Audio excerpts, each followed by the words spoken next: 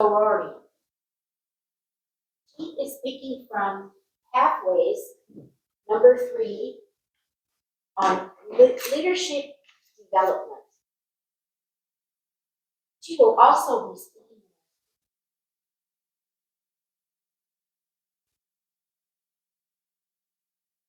The title of her speech is Know Your Sense of Humor.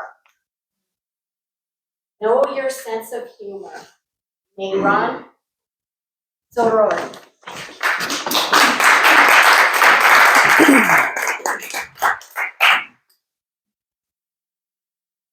Is accent important for professional growth of an immigrant?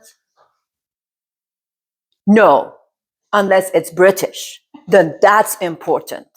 You're trusted easily, you grow faster, you're trusted more, said Dr. Chow, a highly successful executive Asian American immigrant, on my podcast. Behind his humor was a bitter truth.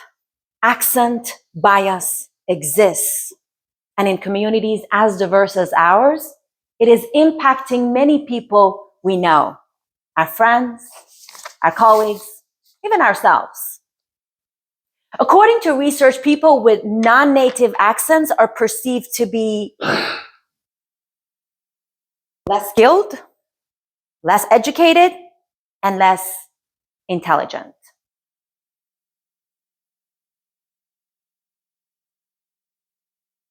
This impacts their professional growth. How?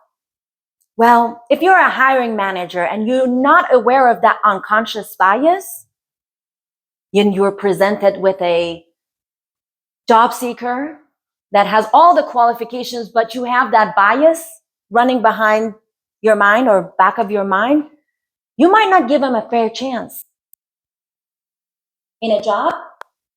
According to research, people with non-native accents are perceived, again, to be less collaborative and less leader-like, and they are often evaluated more harshly. Now I know many of you are thinking, not me. I don't have accent bias. That doesn't impact me. That's what I thought. As an immigrant, someone who has accent, someone who advocates for other immigrants, I thought I'm free of accent bias. I was wrong. We had a rental property, and for 4 years, we had a lovely couple from England live in it. Now, while they lived in my property, I walked into my own property, the one I lived in for 7 years, the one I was paying its taxes and mortgage, feeling like I'm walking in a castle, meeting the royal family or the new royal family. During this time, I had difficulty understanding their accent, and I preferred a text over a phone call, but still, I tried to learn a few words and sprinkle it in my conversation with my son, hoping to get the same level of royal respect. It didn't work. After that conversation with Dr. Chow, I thought, what if I had an Indian, an Asian, or fellow Iranian live in my property? Would I give them the same level of royal respect?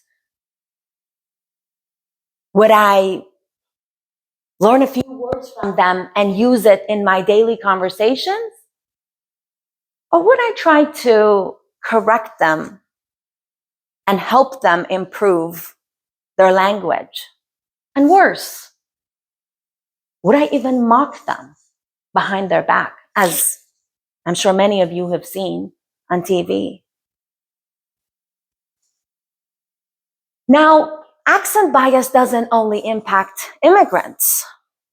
I bet if someone walked in as a guest and they spoke English with a Texan accent, most of us would have a different perception of them than if they spoke English with a New Yorker accent or Bostonian accent. But luckily, we're not the only nation with accent bias. You take Parisian French, and actually in any nation, particular dialects are more prestigious than others. You take Parisian French, for example, or Queen's English. They're both perceived to be spoken by people with a higher class. So I guess what I'm trying to say is that it's more prevalent than we think. Many of us might have some of those perceptions, but prevalence doesn't make it okay. We're talking about people.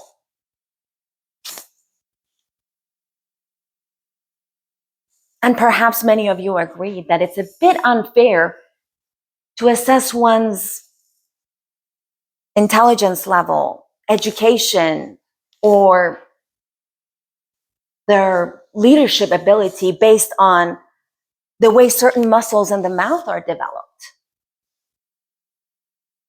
To me, if anything, accent signifies courage, adaptability, and resilience. It speaks the journey one person have gone through to be where they are at. It's one's audible footprint. And it's only to be respected and celebrated and not corrected, judged, or mocked. When I heard about my own personal bias, I took some time and wrote down all the times I assumed before I got to know a person. It was eye-opening, and I invite you to do the same.